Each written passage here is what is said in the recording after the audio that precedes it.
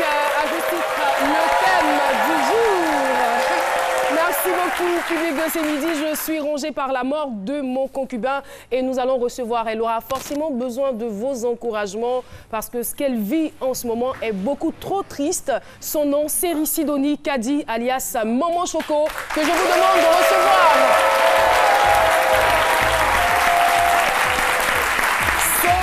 Sidonie Kadi, je rappelle, c'est son nom. Et si vous le voulez, appelez-la Maman Choco.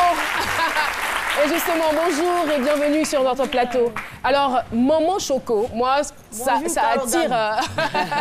Il vous salue aussi, ça attire mon attention. Maman Choco, pourquoi?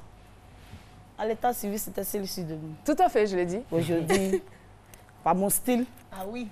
Par le style. Comment vous êtes Choco? Maman Choco. Voilà. Mais c'est venu comment? Je veux dire au quartier, pour qu'on vous appelle. Bon, est-ce que c'est vous-même qui l'avez imposé?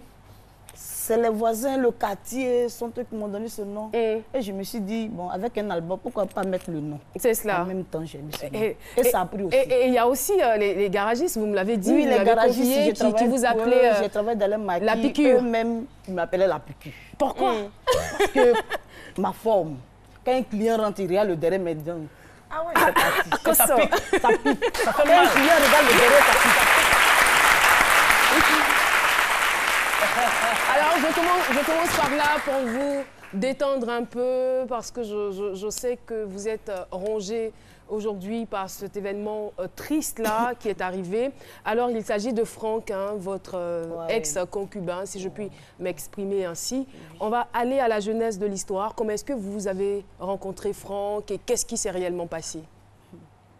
Bon, j'ai croisé Franck au cours de l'anniversaire de mon fils. Bon, il est venu, on faisait l'anniversaire, c'est là il est venu. Quand il est arrivé, il a fait ma connaissance. On a fait la connaissance là et il est parti. Après l'anniversaire, on ne s'est plus vu. 2 jours, 3 jours, il m'a appelé, je suis venue, je l'ai croisé. Et c'est dans ça, nous étions ensemble. Bon, on collaborait ensemble, quoi, mais il n'y avait rien entre lui et moi. Et c'est dans ça, 2 à 3 mois, on a été go et gars. Donc, quand je lui ai demandé où il habitait, il m'a dit qu'il habitait à Port-Boué 1. Que c'est là où il habite. Et vous habitiez où? Moi, j'étais en Pouto, Sol Béni. D'accord. Et c'est dans ça, nous étions ensemble. Bon, il faisait la navette. Bon, quand il vient, il peut arriver comme ça à partir de 19h. Et quand il veut rentrer, tu avais les 1h, 2h. Moi, mais ça me gênait. Souvent 23h. Ça me gênait. Je lui ai dit, bon, où ça est là? Toi, tu dis que tu habites à Port-Boué 1. Quand tu travailles ici, tu dors où? Il m'a dit non, il dort sur le chantier de Eden. Et c'est dans ça, nous étions ensemble. Après ça, quand il vient, il ne veut pas rentrer. Quand il vient, il dit bon, viens, comme moi j'ai vu seul, viens, on va vivre ensemble. Et c'est dans ça, on est restés ensemble. Est-ce que c'était juste pour l'aider ou vous vous êtes dit... bon, c'est moi, je l'aimais. Voilà, peut-être que ça va aboutir sur un mariage, un foyer, tout ça. Bon, j'ai cherché un mari, au fait. Comme j'ai vu qu'il était sincère, tout ce qu'il faisait me plaisait. Donc je lui ai dit, bon d'accord, bon, quelqu'un qui te veut, qui est sincère pour l'instant, c'est mieux de l'accepter pour voir au moins à la longue ce qui va se passer. Donc, pour ça, j'ai accepté. Donc, nous étions ensemble. Bon, nous étions, 1 mois, 2 mois. Quand je lui dis, bon, comme on ne se connaît pas, je te connais, je ne connais pas tes parents. Je veux croiser tes parents. Bon, il m'amène ici, il m'amène ici. Qu'est-ce qu'il vous disait concrètement par rapport à ses parents? J'ai compris, on va attendre. Bon, comme je n'ai pas le temps, compte tenu du travail, je n'ai pas le temps. Donc, au moins, j'attends. Bon, tu attends au moins dans 2 semaines. Donc, dans quelques temps, je vais t'amener chez les parents, tu vas les connaître. Il dit d'accord. Donc, il a fait ça. Donc, toujours, il me disait ça. Bon, quand il me dit, j'ai dit d'accord. Quand on le lit, quand nous sommes au lit, je lui parle, il dit non, ça va aller, il faut te calmer. C'est moi, je t'ai dit non. C'est moi, je suis venue avec toi. Donc, je vais le faire. Moi aussi, j'accepte.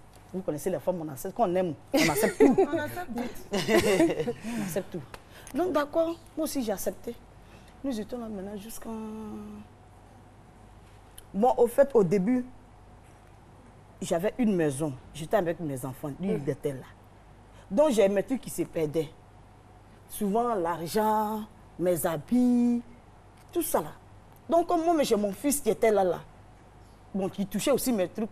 Quand je lui parle de ça, il dit c'est mon fils. Quand je lui parle de ça... Est-ce qu'avant l'arrivée de Franck, vous constatiez la disparition de vos objets? Oui, sincèrement. Ça se passait avant son arrivée, d'accord. C'est votre fils alors? Non. Donc, quand ça se passait comme ça, j'ai regardé et dit, bon, comme c'est comme ça, donc je cherche une maison pour mes enfants et toi et moi, on reste dans la maison. Et c'est dans ça... Les enfants n'ont pas mal pris? Non, non. Ils n'ont pas mal pris. Parce que c'était dans la même cour. C'était dans la même cour, j'avais les deux maisons. Donc mes enfants dormaient dans une maison, lui et moi, nous étions dans une maison. Et il avait une clé, moi j'avais une clé. Même mes enfants n'avaient pas de clé. Dans notre maison, c'était... Ah, l'amour. Voilà, c'est l'amour. Hein.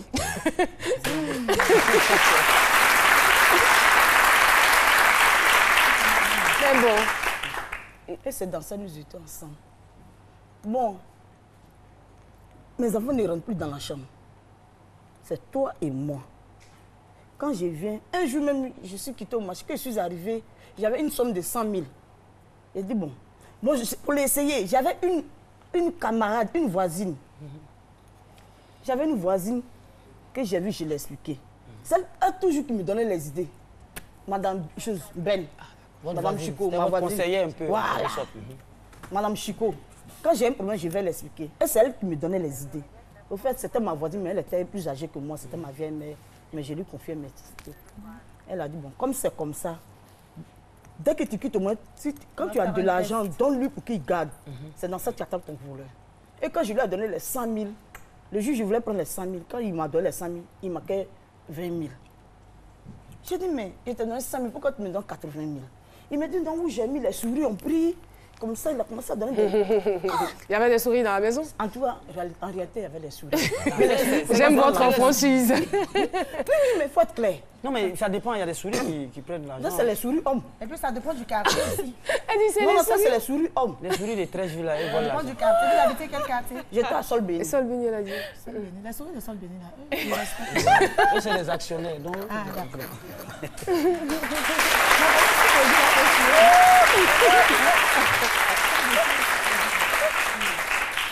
Et c'est dans ça. Vous allez donc vous exécuter par rapport au conseil que vous a donné votre amie? Donc, elle a dit, bon, comme ça. Je lui ai donné l'argent. Et c'est les 100 000, j'ai reçu 80 000. Donc, les souris ont pris 20 000. Donc, je n'ai rien dit. Les grosses souris. Les là. grosses souris. Les grosses souris hommes, là. Donc, je n'ai rien dit. Et c'est dans ça. Donc, depuis ce jour, quand je viens, j'avais déjà vu mon voleur. Donc, on avait les moquettes, là. Moquette, quand je quitte au marché, je viens. Et sur la moquette, puis je mets l'argent en bas. Mais quand je vais au marché, quand je viens au moins 15 000, 10 000, c'est parti. C'était la souris encore. La souris gasse. La souris garçon. Mais moi, je veux dire que pour l'amour, quand même, Vous, l'amour que vous lui avez pour posez, ce vous lui monsieur. posez quand même la question? C'est toujours la souris. La souris, d'accord. Donc je ne dis rien. Maintenant, un jour, c'est toujours un jour.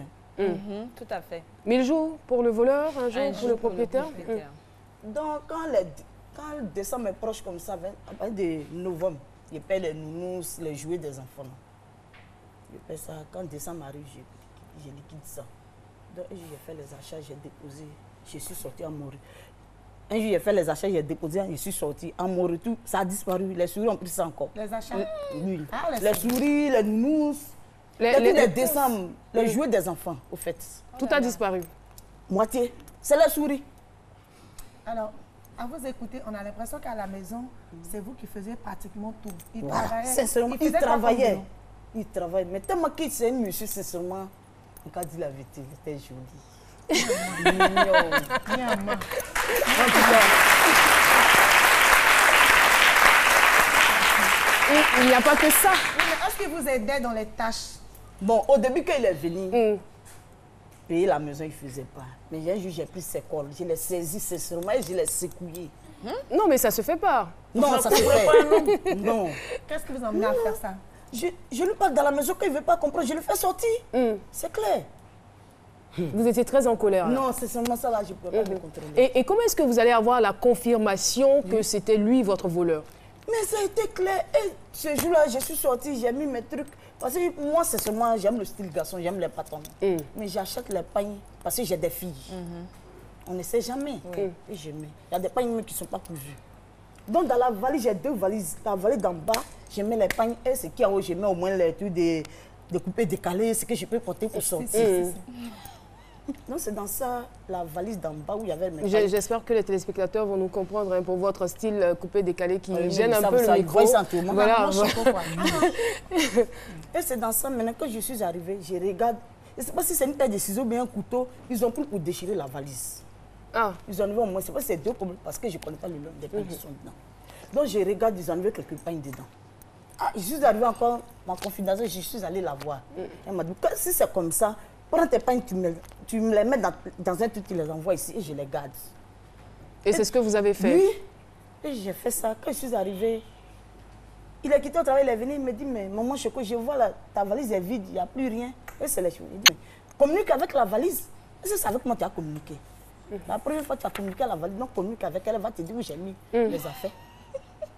Et c'est dans ça, toujours, nous étions jusqu'à... Donc c'est là que vous vous êtes disputé, vous avez décidé de le mettre dehors. C'est là que j'ai commencé maintenant. Vous l'avez mis à la porte parce que... C'est là que j'ai commencé à enlever les rébans noirs que je portais et à voir clair. Il n'y avait plus de doute là. Non, il n'y avait plus de doute. Il n'y avait plus de doute. Sincèrement, il n'y avait plus de doute. Et c'est dans ça, un jour j'étais malade. Est-ce que c'est pas parce que, je veux dire, vous ne l'aimiez plus ou que... Non, en fait, moi je faisais ça pour qu'il me présente ses parents. Sincèrement. Il n'avait pas d'amis? Il avait ses camarades. Mais quand c'est comme ça, vous voyez ses camarades, vous les cuisinez à fond, j'ai tout vous fait. conduire. J'ai tout fait. Et c'est dans ça maintenant.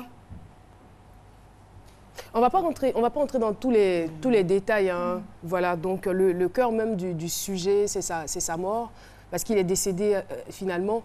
Qu'est-ce qui s'est passé? C'est dans ça que je l'ai chassé. Je lui ai dit, bon, je veux le mettre dehors pour qu'il me montre ses parents. Et c'est dans ça que je l'ai jeté dehors, je l'ai chassé de la maison. Et qu'il est parti, il allait prendre des trucs, les comprimés. Mais avant de partir, qu'est-ce qu'il vous a dit? Il a dit ouvertement que je sors de... Tu m'as chassé, je me tue et tu vas voir maman sur ta conscience. Oh là là. Ça ne vous a pas effrayé? Non, Ça moi, vous a pas fait peur? Je ne l'ai pas considéré parce que moi-même, où je suis, moi, c'est de donner. Je ne peux pas me tuer pour un homme. C'est seulement. Quel que soit le degré de l'amour. Hein. Si tu te tues pour un homme, 2000 garçons vont venir à ton funérail. C'est seulement. C'est vrai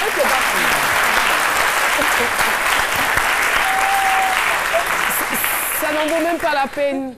Je veux dire, il n'y a aucune raison qui peut justifier le suicide. Non. Chez moi, non. Mais en condition, mon enfant. Même pour un enfant, on ne peut pas se suicider parce que la vie est trop importante pour le faire. Non. Non, pour ton enfant. La vie est beaucoup trop précieuse. Sinon, la vie est douce. Hein. C'est doux même. Voilà. Bon, quand je l'ai chassé, il a dit, bon, il a dit, bon, il va se tuer et je vais avoir sa mort sur ma conscience. Mais je n'ai pas considéré. Je n'ai pas considéré.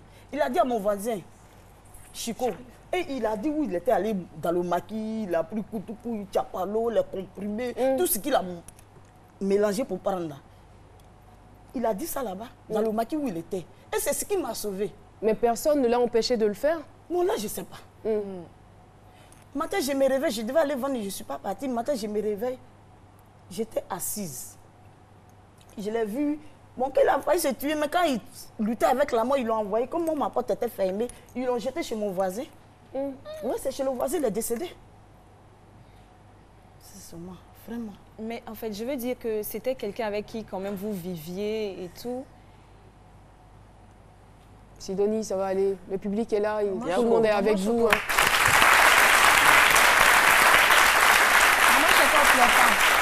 Beaucoup de courage. Soyez et forts. je sais que ça vous a marqué, hein. Ça vous a vraiment marqué qu'un beau jour comme ça, on vienne vous dire non, votre amour est décédé. Et vous avez forcément un sentiment de culpabilité. Vous vous en voulez jusqu'à présent?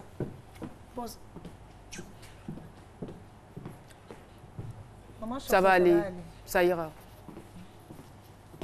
Ça ira. Dans le coffret des cadeaux, on est forte. N'est-ce pas?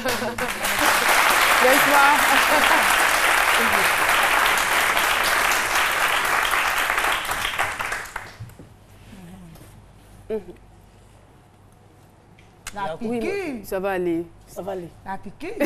Dieu au contrôle. Oui. Je veux dire, comment ça se manifeste? Vous voyez, il vient vous rendre visite souvent la nuit, fantôme, bien comment ça se manifeste? Non, c'est jamais. Oui. Allez-y. Au début, je le voyais. Souvent, j'attends la nuit, il y a quelqu'un qui faisait les pas dans la maison. Souvent, je vois quelqu'un qui est couché à côté de moi. Vous sentiez des présences, en fait. Voilà. Je suis allée à l'église. Il y a une dame, une prophète. Prophétesse. D'accord. Je suis allée là-bas, donc elle priait toujours. Elle vous a aidé.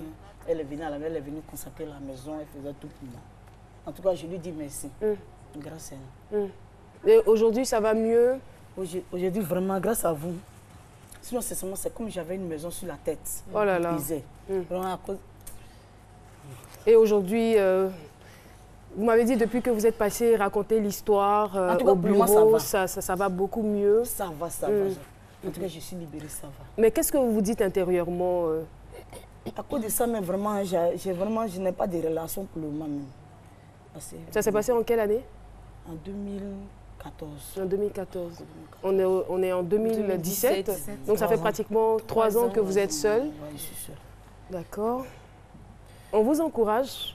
On prie que vous puissiez rencontrer l'amour et que cette fois-ci, ce soit pour une relation sérieuse. Mais vous dites souvent que si vous ne l'avez pas chassé, il serait en vie, c'est ça? Et c'est ça qui vous ronge? C'est ce qui est sur ma conscience, ça agit sur ma conscience. Je me suis dit que comme je l'ai jeté, je l'ai mise dehors, peut-être ça cause elle allait se tuer. C'est pas vous. C'est pas vous. De toutes les façons, enfin, je ne veux pas le justifier ou vous donner raison, mais il ne se comportait pas très bien. Et apparemment, ce n'était pas pour une relation sérieuse, puisqu'il ne voulait pas vous présenter ses parents, tout cela. Voilà, donc vous avez eu envie de le mettre dehors, peut-être pour lui mettre la pression. Et voilà, ça a débouché sur le suicide. Je pense que c'est peut-être quelqu'un qui avait un esprit suicidaire. Hein.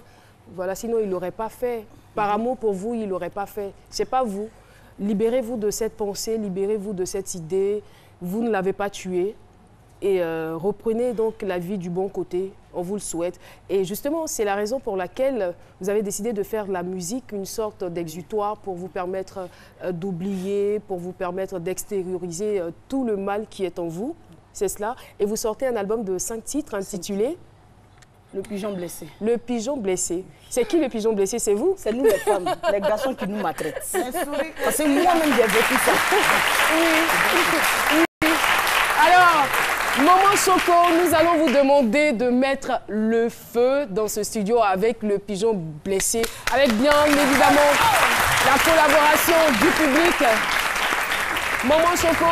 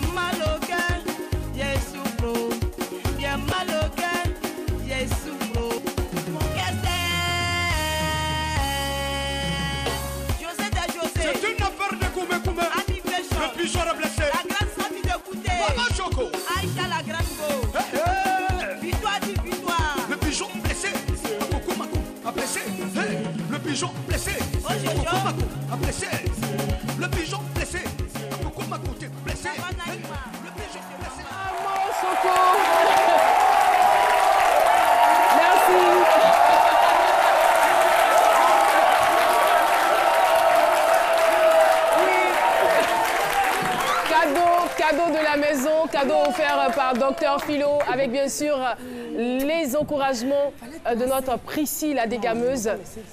Maman Choco, en tout cas, merci beaucoup d'être venue nous rendre ce témoignage. Et voilà, merci. Vous avez décidé de prendre la vie du bon côté, vous avez décidé de faire de la musique, vous dansez, et vous dansez très très bien. Nous, on vous souhaite une très belle carrière. Et bien sûr, le public répondra positivement, ça c'est clair, n'est-ce pas? Merci d'oublier, de tout oublier et de vivre votre vie. Merci infiniment. On encourage encore Maman Choco qui a eu la gentillesse de partager avec nous son expérience, aussi malheureuse soit-elle. Et bien sûr, dans la deuxième partie de l'émission, nous recevrons un homme, un prestidigitateur qui viendra faire des tours. Vous l'avez peut-être rencontré quelque part, sait-on jamais. Restez donc en notre compagnie. On va le vérifier ensemble. Deuxième partie de l'émission, c'est dans quelques instants et c'est après ceci.